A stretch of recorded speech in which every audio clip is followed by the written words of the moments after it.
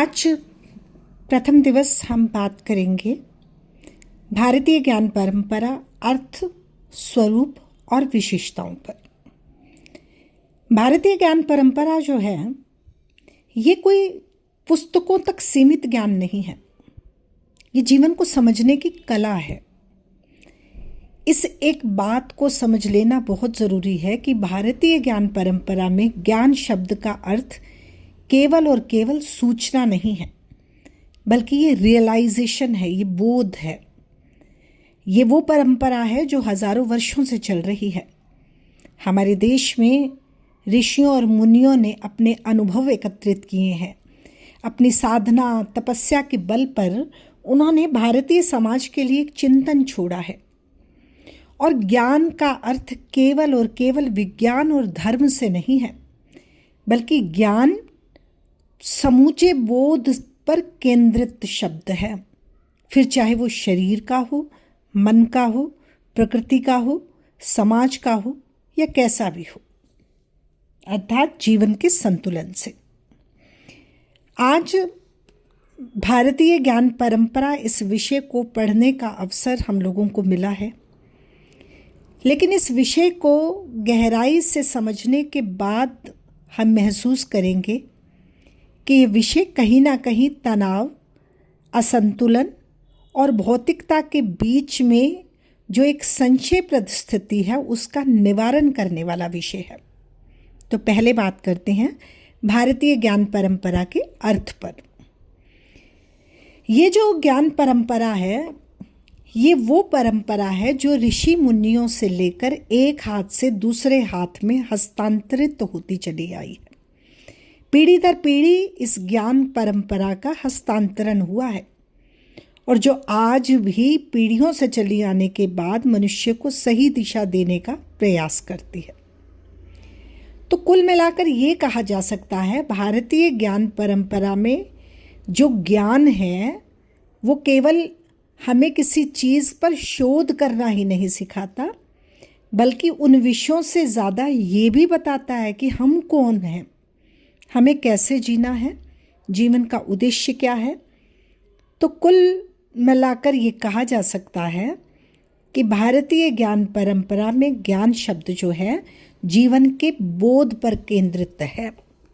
अब ज्ञान 3 स्तर पर व्यक्ति समझ सकता है। पहला श्रवण करके, या फिर मनन करके, या फिर निधिध्यासन करके, यानी कि अनुभव करके।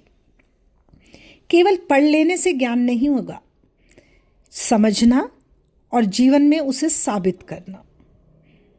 और भारतीय ज्ञान की जो परंपरा है उसका स्वरूप कुछ ऐसा ही है। उस स्वरूप को समझने के लिए सबसे पहले हम बात करते हैं उसके आध्यात्मिक स्वरूप की। भारतीय ज्ञान परंपरा का जो मुख्य आधार है वो आध्यात्मिकता है, यानी कि अपनी ही आत्मा के अध्ययन पर केंद्रित, यानी आत्मज्ञान प्राप्त करना, अर्थात जीवन मृत्यु के चक्र से मुक्ति प्राप्त करना या जीवन के दुखों से छुटकारा कैसे प्राप्त किया जा सकता है। तो आध्यात्मिक ज्ञान का स्वरूप जो है उसका आधार आध्यात्मिकता है और वो केवल बाह्य दुनिया को समझना ज्ञान नहीं है, बल्कि आत्मा और परमात्मा के संबंध को जान लेना भी है। जैसे उपनिषद कहते हैं कि अहम ब्रह्मास्मि, यानी कि मैं ही ब्रह्म हूँ, अर्थात ब्रह्म और मुझ में कोई भेद नहीं है। तो ये ज्ञान परंपरा हमें पीढ़ियों से हस्तांतरित होती हुई मिली है, जिसमें आज हम समझने लगे हैं अहम ब्रह्मास्मि, अर्थात मैं ही ब्रह्म हूँ। ठीक ऐसे ही भारतीय ज्ञान परंपरा में ज्ञान का एक और स्वरूप भी है। वो स्वरूप है दार्शनिक स्वरूप। अब जैसे अगर भारतीय जो है शिक्षा पद्धति या ज्ञान की परंपरा को हम पीछे से देखें तो भारत में 6 तरह के दर्शन प्रमुख रूप से प्रचलित रहे, जैसे सांख्य दर्शन, योग दर्शन, न्याय दर्शन, वैशेषिक, मीमांसा और वेदांत दर्शन। अब इन दर्शन का उद्देश्य क्या रहा? इन दर्शनों का उद्देश्य रहा सत्य को जान लेना कि जीवन क्या है, सत्य क्या है और ज्ञान कैसे प्राप्त होता है। ऐसे ही धीरे धीरे इस ज्ञान के स्वरूप को समझते हुए, इस ज्ञान परंपरा के स्वरूप को तीसरे पड़ाव में हम जानेंगे। इसका एक वैज्ञानिक स्वरूप भी है, साइंटिफिक नेचर। अब इसमें जैसे शून्य की शुरुआत हुई, दशमलव प्रणाली की शुरुआत हुई, खगोल शास्त्र को देखें तो ग्रह नक्षत्रों का अध्ययन हम करते रहे हैं, आयुर्वेद को देखें तो प्रारंभ से ही स्वास्थ्य का एक विज्ञान आयुर्वेद से जुड़कर चला है, और अगर योग की बात करें तो जिसे आज भारत के अलावा, भारत के साथ साथ समूची दुनिया जिसे जानने लगी है, जिसमें शारीरिक और मानसिक संतुलन सिखाया जाता है, उस योग से भी सभी वाकिफ़ हैं। और तो और आर्यभट्ट हैं, भास्कराचार्य जैसे महान वैज्ञानिक इस देश में हुए हैं, जिन्होंने अपने ज्ञान से दुनिया को नई दिशा दी। तो एक बार मैं फिर से याद दिलाना चाहूँगी कि ज्ञान का अर्थ केवल इन्फॉर्मेशन यानी कि जानकारी या फिर सूचना से नहीं है। ज्ञान का अभिप्राय है बोध से, समूचे बोध से। ठीक इसी तरह भारतीय ज्ञान परंपरा का चौथा स्वरूप है सांस्कृतिक स्वरूप। सांस्कृतिक क्या है? हमारे संस्कार, हमारे त्योहार, हमारा संगीत, हमारा नृत्य, वेशभूषा, खान पान, सभी कुछ। तो भारतीय ज्ञान परंपरा कहीं ना कहीं सांस्कृतिक स्वरूप में भी दिखाई देती है, और ये समाज को जोड़ने का, समाज को निखारने का, और समाज में हमारी पहचान और हमसे समाज की पहचान को केंद्रित करती है। फिर है व्यवहारिक स्वरूप। भारतीय ज्ञान परंपरा का एक प्रैक्टिकल नेचर भी है, जैसे कि योग और ध्यान है। इसकी व्यवहारिकता अब हमें समझ में आ रही है। आयुर्वेदिक उपचार पद्धति जो है अब के परिवेश में जो और ज़्यादा निखर कर हम लोगों के सामने आ रही है। दैनिक जीवन के कुछ नियम हैं, जैसे ये कहा जाए कि प्रत्येक को सूर्योदय से पहले जगना चाहिए, और प्रत्येक को अपने शारीरिक स्वास्थ्य को मद्देनज़र रखते हुए सूर्यास्त से पहले भोजन पा लेना चाहिए। भारतीय ज्ञान परंपरा कुछ विशेषताओं से और भी निखर रही है। कुछ ऐसी विशेषताएं हैं जिनको देखकर हम पहचान सकते हैं कि ये भारतीय ज्ञान परंपरा ही है।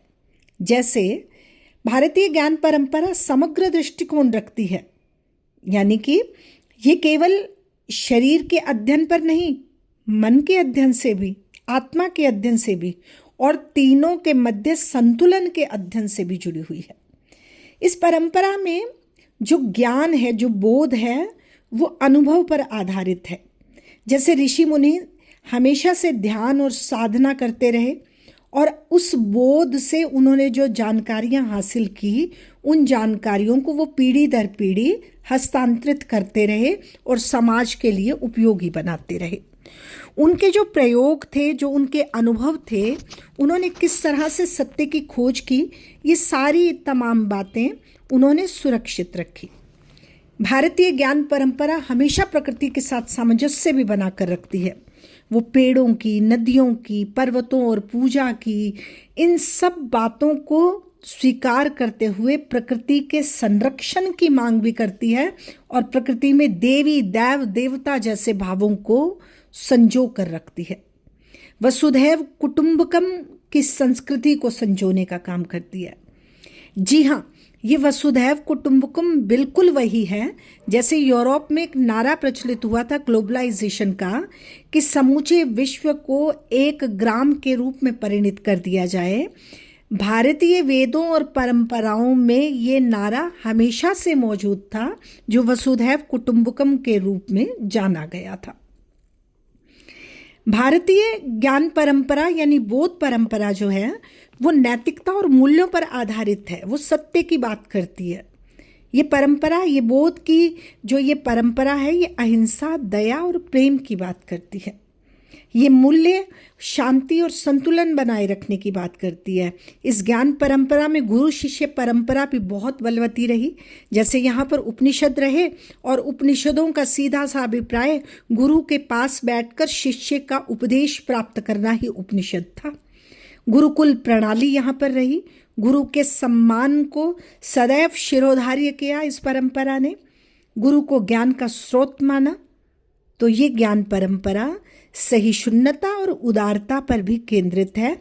अलग अलग धर्म पर चर्चा भी करती है और एक दूसरे के धर्म का सम्मान भी करती है।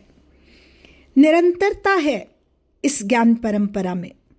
हजारों वर्षों से जो चली आ रही है परंपरा, वो आज भी वर्तमान में भी पूरी तरह से उपयोगी है। जैसे कि आप कबीर की साखियों को देखिए, अरसों बरसों पहले लिखी गई साखियाँ और उसमें निहित संदेश वर्तमान समाज के लिए भी पूरी तरह से उपयोगी है। आत्मज्ञान पर यह परंपरा हमेशा से जोर देती रही है। लोक ज्ञान के महत्व को ये परंपरा हमेशा से वर्धमान करती रही है, उसका संवर्धन करती रही है। जैसे लोक ज्ञान में घरेलू नुस्खे हैं, खेती और मौसम का ज्ञान है, और भी बहुत सारी चीज़ें हैं जहां हम अनुभव से ज्ञान अर्थात बोध प्राप्त करते हैं। भारतीय ज्ञान परंपरा में छिपे इस ज्ञान शब्द यानी बोध से हमारा अभिप्राय सार्वभौमिकता से है। ये ज्ञान केवल भारत तक सीमित नहीं है। जैसे योग है, योग भारत से बाहर पूरी दुनिया में आज लोकप्रिय है। आयुर्वेद है, आयुर्वेद ने आज वैश्विक महत्व कायम किया है। तो भारतीय ज्ञान परंपरा के ये सारी विशेषताएं जो हैं कुछ स्रोतों से हासिल हुई हैं। अब ये ज्ञान परंपरा का स्रोत सबसे पहला वेद है। 4 वेदों के नाम हम जानते हैं, ऋग्वेद, यजुर्वेद, सामवेद और अथर्ववेद, और ये सबसे प्राचीन ग्रंथ हैं। ऐसे ही उपनिषद, जिसमें गुरु शिष्य नज़दीक बैठकर शिष्य गुरु से ज्ञान प्राप्त करता है, आत्मा और ब्रह्म का ज्ञान या फिर दार्शनिक विचार प्राप्त करता है। रामायण और महाभारत जैसे ग्रंथ या फिर बचपन से पढ़ी हुई नैतिक शिक्षाएं इस भारतीय ज्ञान परंपरा का आधार है। हमारे पुराण, हमारी धार्मिक कथाएं, ऐतिहासिक जानकारियां, ये सभी। आयुर्वेद की बात हो या योग की, ज्योतिष की बात करें या स्वास्थ्य की, जीवन के संतुलन को संधान करती है भारतीय ज्ञान परंपरा। और भारतीय ज्ञान परंपरा के महत्व पर अगर हम प्रकाश डालें तो मानसिक शांति है, स्वास्थ्य है, पर्यावरण संरक्षण है, प्रकृति के साथ संतुलन बनाए रखने का शिक्षा देता है ये विषय। नैतिक मूल्यों की आज भी आवश्यकता है। नैतिक मूल्यों की जो कमी हो रही है, उस कमी की भरपाई का एक प्रयास है IKS यानी कि इंडियन नॉलेज सिस्टम, भारतीय ज्ञान परंपरा।